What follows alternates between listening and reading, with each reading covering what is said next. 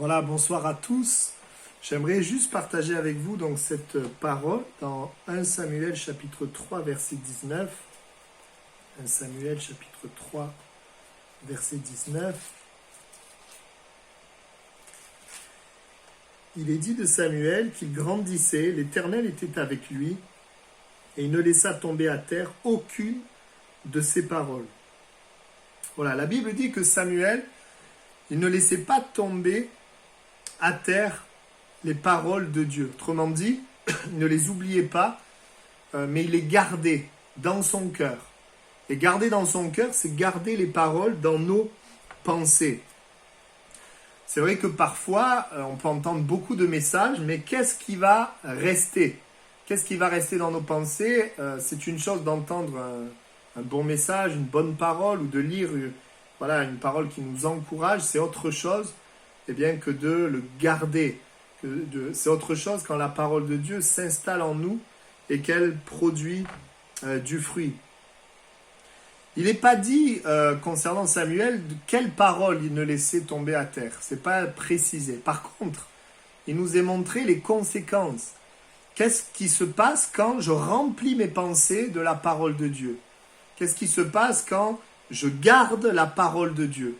Eh bien, juste au verset qui suit, le verset 20, « Tout Israël, depuis Dan jusqu'à Beersheba, reconnut que Samuel était établi prophète de l'Éternel. » Ce qui se passe quand je garde les paroles de Dieu, eh bien, les gens autour de moi reconnaissent ce que Dieu m'a donné.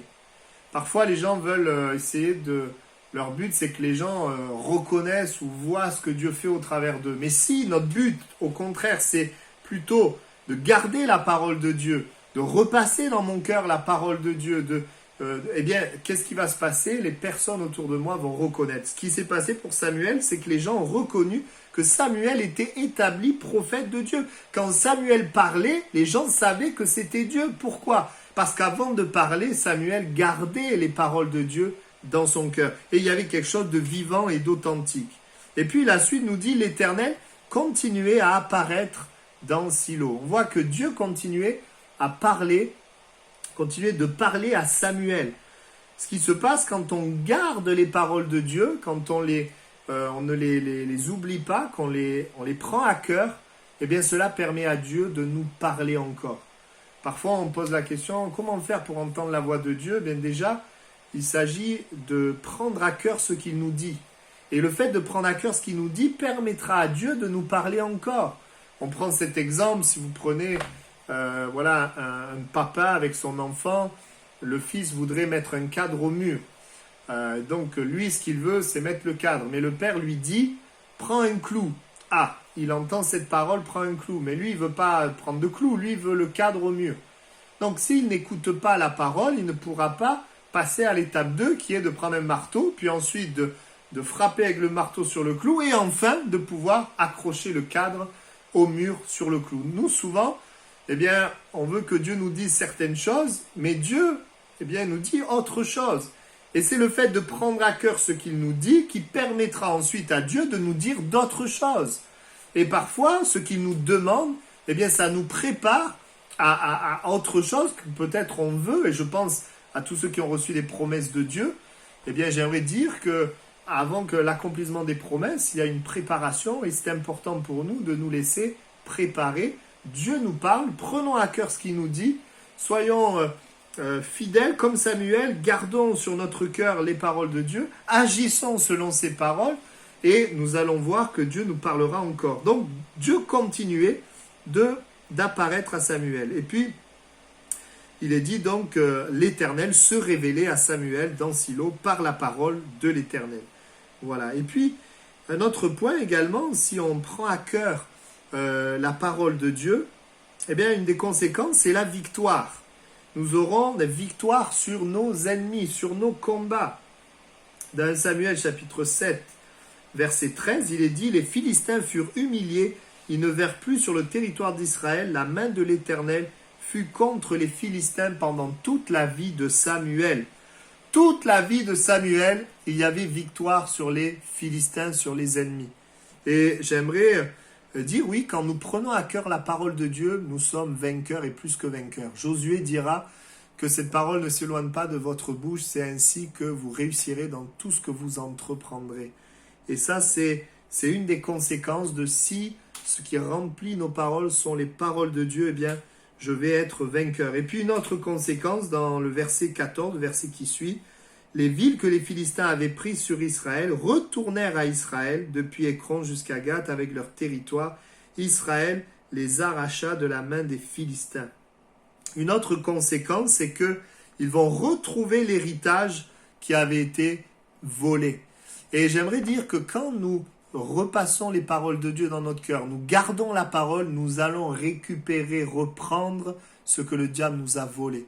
Que ce soit notre santé, que ce soit nos familles, que ce soit des personnes que nous aimons, des âmes qui sont perdues, eh bien nous allons retrouver des promesses également, retrouver ce que l'ennemi nous a volé. Donc on voit, même si on ne sait pas de quelle parole il s'agit, le fait que Samuel gardait la parole, ne laissait pas tomber à terre la parole, eh bien, a amené toutes ces conséquences. Les gens ont reconnu ce que Dieu faisait au travers de lui. Il entendait la voix de Dieu régulièrement. Il avait victoire contre ses ennemis et il a retrouvé l'héritage qui avait été volé. Voilà toutes les conséquences. Et un des aspects, je voudrais, comme un synonyme de garder les pensées, je dirais, un moyen de garder les pensées, c'est de repasser dans notre cœur les paroles de Dieu. Repasser dans son cœur. Voilà. Pour beaucoup, bien sûr, on est chrétien, on connaît la parole de vie, mais vous savez, on n'est pas tous heureux. Pourquoi? Eh bien, parce que certains chrétiens repassent la parole de Dieu et d'autres chrétiens repassent autre chose. Et on ne repasse pas tous la même chose dans notre cœur. C'est ce qui fait que c'est différent. Imaginez une machine où cette machine, elle montre vos pensées 24 heures sur 24, 7 jours sur 7. Alors j'aimerais vous poser la question. Si on regardait vos pensées, à la fin du film, est-ce qu'on déprimerait ou est-ce qu'on serait encouragé? Est-ce qu'on serait joyeux? Et cette parole, elle est vraiment pour nous faire prendre conscience qu'il ne s'agit pas de bien penser, mais il s'agit dans le temps de savoir à quoi nous pensons. La parole de Dieu va nous inviter dans la Bible à avoir deux types de pensées. Il y a un prophète de l'Ancien Testament et une servante de Dieu du Nouveau Testament où il nous est question de ce qu'ils repassaient dans leurs pensées ou dans leur cœur. Dans l'Ancien Testament, il est parlé de Jérémie, dans les Lamentations de Jérémie, chapitre 3, verset 22. Alors le mot lamentation nous en dit long, il se lamentait. Mais à un moment donné, eh bien, il va dire ceci, voici ce que je veux repasser en mon cœur, ce qui me donnera de l'espérance, les bontés de l'Éternel ne sont pas épuisées, ses compassions ne sont pas à leur terme, elles se renouvellent chaque matin, oh que ta fidélité est grande. Jérémie, alors quand on voit ça, on dit c'est peut-être facile pour lui, mais je vous invite à lire tout le début du chapitre 3 et vous allez vous rendre compte qu'il vivait de grandes difficultés, c'était difficile extérieurement, mais il décide à l'intérieur de lui, dans ses pensées, de repasser dans son cœur que les bontés de l'Éternel ne sont pas épuisées. Autrement dit, repasser, ça c'est la première chose qu'il nous faut repasser, c'est la bonté de Dieu envers nous. Je pourrais le généraliser comme ça, c'est le fait que Dieu nous aime. Dieu nous invite à penser et repenser que Dieu nous aime. Il n'y a rien de plus fort pour un homme que la foi de se savoir aimé de Dieu, de croire qu'il est aimé, qu'on est aimé de Dieu. La langue est un gouvernail qui donne une orientation, à notre vie. Et ce qui va orienter notre vie, c'est pas un amen le dimanche matin dans la présence de Dieu, mais c'est les amen tous les jours de la semaine dans la présence des problèmes. Et oui, parce que ce qui compte, c'est pas juste qu'on sache que Dieu est bon ou qu'on le dise un jour dans la semaine, mais ce qui compte, c'est que dans tous les jours de notre vie, qu'on puisse déclarer Dieu est bon parce qu'on repasse dans nos pensées, dans notre cœur, que notre Dieu est bon. Et qu'on s'attend à sa bonté, à ses compassions, que Dieu nous fait du bien. Pourquoi? Il en a l'intention, il nous aime, il en a le pouvoir, la possibilité, puisqu'il est tout puissant. Amen. Et donc, repasser les bontés de Dieu, c'est déjà, dans ce qui est visible, reconnaître ce que Dieu fait. Être reconnaissant ce que Dieu fait dans ma santé, dans ma famille, dans mon église, dans mes besoins, dans mon service, reconnaître les faveurs de Dieu qui me sont accordées. C'est souvent quand on perd les choses qu'on réalise la grâce de les avoir.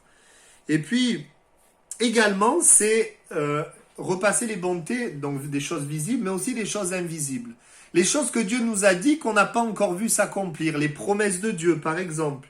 De pouvoir dire, Seigneur, eh bien, je repasse tes promesses dans mon cœur, je repasse ta parole invisible, mais réelle, parce que ce que Dieu dit, il l'accomplit, il n'est pas un homme pour mentir, ni un fils de l'homme pour se repentir. Donc, la bonté, c'est également, eh bien, de rester dans un état de paix, d'apporter nos problèmes et d'être conscient de la grandeur de Dieu, de la présence de Dieu, de la force de Dieu dans notre vie. C'est aussi, oui, dans mes problèmes, être conscient que Dieu s'en occupe. Repasser les bontés de Dieu. Amen. Ça, c'est important. Et je vous pose cette question, c'est un défi. Qu'est-ce qui remplit nos pensées? Qu'est-ce qui remplit le plus nos pensées? Des plaintes, des murmures, des craintes, des sujets de tristesse? Ou est-ce que ce sont les bontés de Dieu? Et on est appelé, frères et sœurs, à déclarer, à penser, avant de déclarer, à penser à l'amour de Dieu à chaque instant de notre vie. Quand il y a la honte, que ma première pensée, mon premier réflexe soit Dieu m'aime. Quand il y a la culpabilité, Dieu m'aime. Quand il y a la solitude, Dieu m'aime. Quand il y a les problèmes, l'opposition, la première chose, Dieu m'aime. La deuxième, Dieu a la solution. Dans les questions, dans les peurs, dans la tristesse, que notre premier réflexe soit de penser Dieu m'aime. Ça repositionne Dieu, ça nous repositionne aussi dans la réalité. Et vous savez, repasser les bontés de Dieu ne va pas nous amener à pécher, à faire le mal. La Bible dit que la bonté de Dieu, eh bien, elle nous amène dans Romains 2,4 à la repentance. La bonté de Dieu, elle touche notre cœur et elle amène en nous un désir d'aimer Dieu. Il y a un autre exemple dans la Bible, dans le Nouveau Testament, c'est Marie. Marie, la Bible dit, une grâce lui a été faite. Lorsque l'ange lui a apparu et qu'il lui apprend qu'elle va enfanter le Sauveur, une grâce lui est faite. Et là, il est dit dans Luc 2, 17, 19, après l'avoir vu, ils racontèrent ce qui leur avait été dit au sujet de ce petit enfant, donc il s'agit des bergers. Tous ceux qui les entendirent furent dans l'étonnement de ce que leur disaient les bergers. Marie gardait toutes ces choses et les repassait dans son cœur. Deuxième exemple de la Bible de quelqu'un qui repassait des choses dans son cœur, c'est Marie. Jérémie nous a enseigné sur repasser les bontés de Dieu, l'amour de Dieu pour nous. Marie va nous enseigner autre chose, repasser dans notre cœur qui est Jésus. Repasser dans notre cœur Jésus. Donc qu'est-ce qu'elle repassait? Ce que les bergers ont entendu. Et qu'est-ce qu'ils ont entendu? Luc chapitre 2, versets 10 à 14. Eh bien l'ange leur dit, ne craignez point, car je vous annonce une bonne nouvelle qui sera pour tout le peuple le sujet d'une grande joie. C'est qu'aujourd'hui, dans la ville de David, vous est né un sauveur. Donc, qu'est-ce qu'elle repasse dans son cœur? Que Jésus est le sujet d'une grande joie, qu'il est le sauveur. Ensuite, le verset dit qu'il est le Christ, le Seigneur. Et voici, à quel signe vous le reconnaîtrez, vous trouverez un enfant emmailloté couché dans une crèche. Et soudain, il se joignit à l'ange une multitude de l'armée céleste, louant Dieu et disant, gloire à Dieu dans les lieux très hauts et paix sur la terre parmi les hommes qui l'agréent. Il est celui qui est le prince de la paix. Il est celui qui amène la gloire de Dieu. Et voici que Marie repasse ce que Jésus va être, ce que Jésus va faire. Et aujourd'hui, bien sûr, Marie, elle est là lorsque Jésus va arriver, va venir au monde. Mais aujourd'hui, après la venue de Jésus, sa mort à la croix, Paul nous dit quoi? Eh bien, Paul nous invite à repasser dans notre cœur, eh bien, qui est Christ? Et ce que Christ a fait à la croix. Pourquoi? Parce que l'œuvre que Christ a fait à la croix est le point d'ancrage pour chaque personne afin d'avoir la vie et la vie en abondance.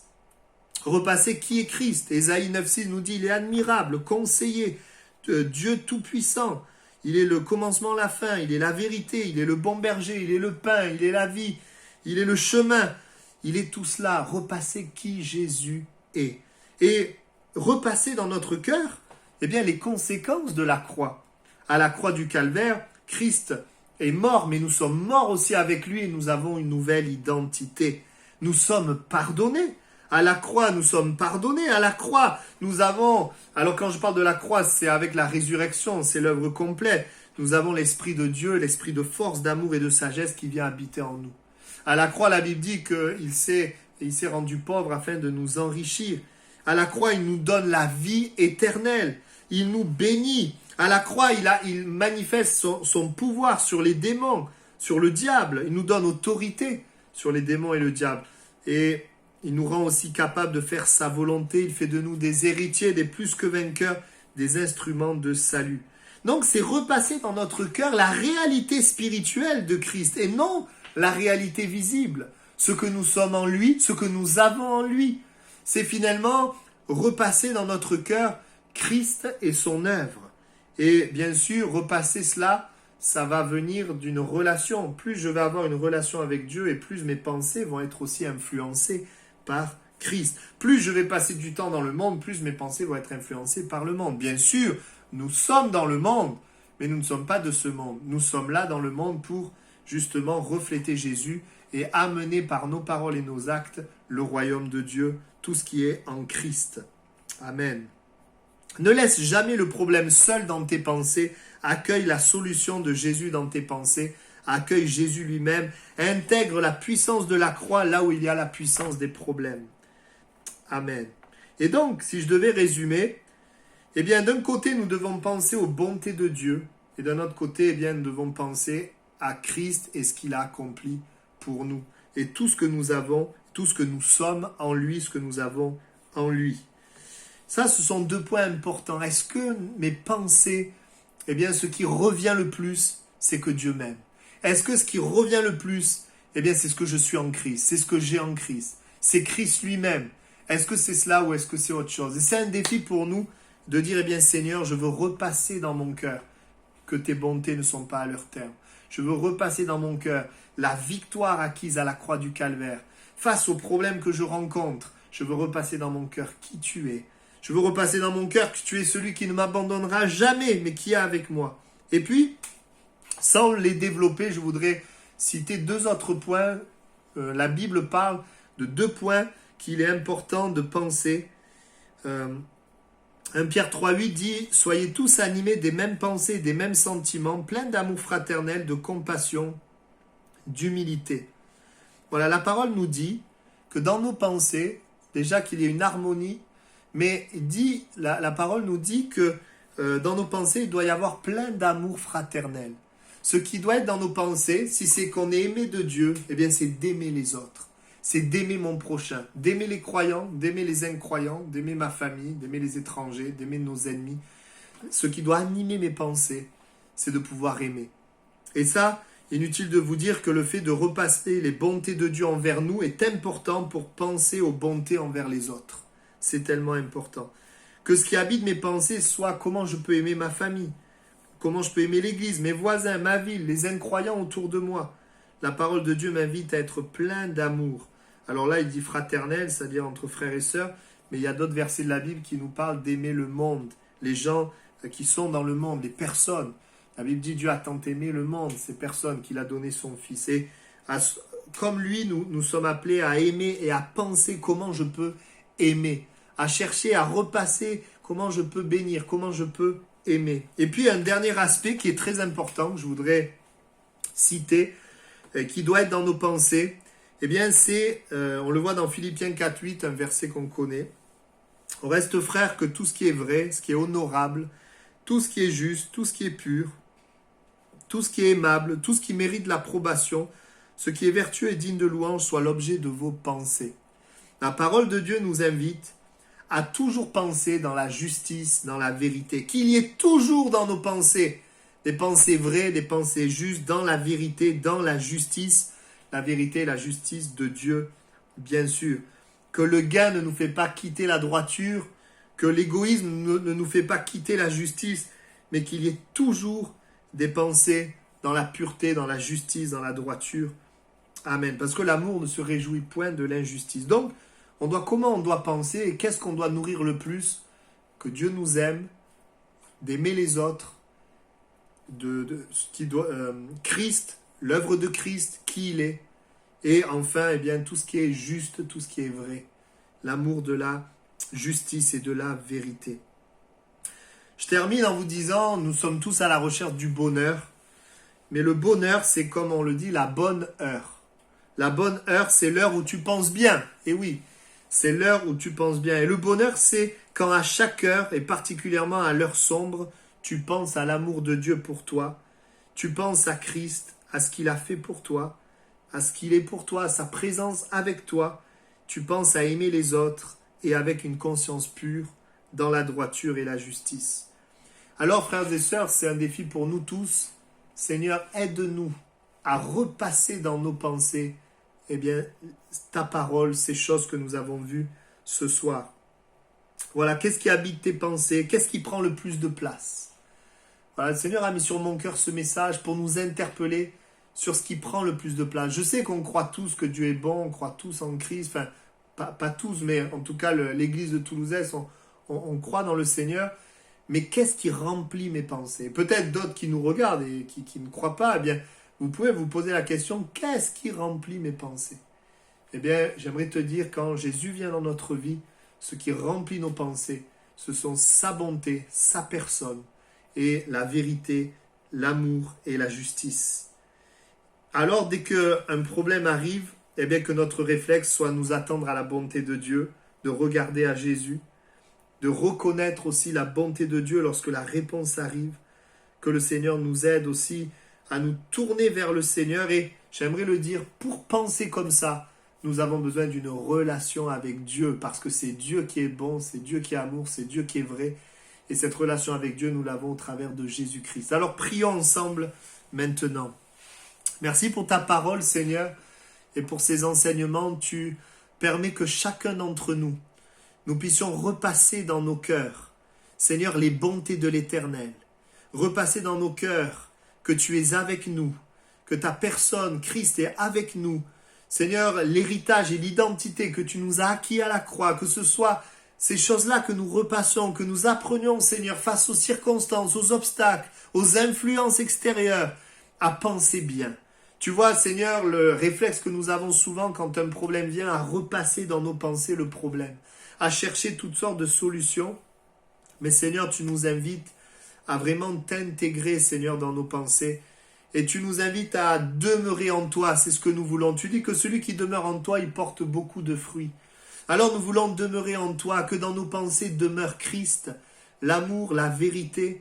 Seigneur, le fait que nous sommes aimés et le fait de pouvoir aimer.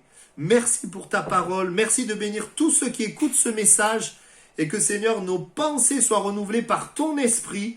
Seigneur, je te loue parce que, quelles que soient les pensées négatives, en Christ, il y a véritablement un renouvellement, une transformation, un avenir, un plan. Alors tu touches et tu bénis les personnes qui pensent mal ou qui peut-être pensent bien, mais qui n'arrivent pas à persévérer, Seigneur. Tu leur permets, Seigneur, de penser différemment, qu'un grand nombre de personnes puissent restaurer la relation avec toi, parce que c'est de cette relation que viennent la parole de Dieu, les pensées de Dieu, et tu nous permets, comme Samuel, d'avoir des conséquences positives, Seigneur, des conséquences à ta gloire, du fait de bien penser. Merci, Seigneur. Amen. Amen. Vous êtes bénis.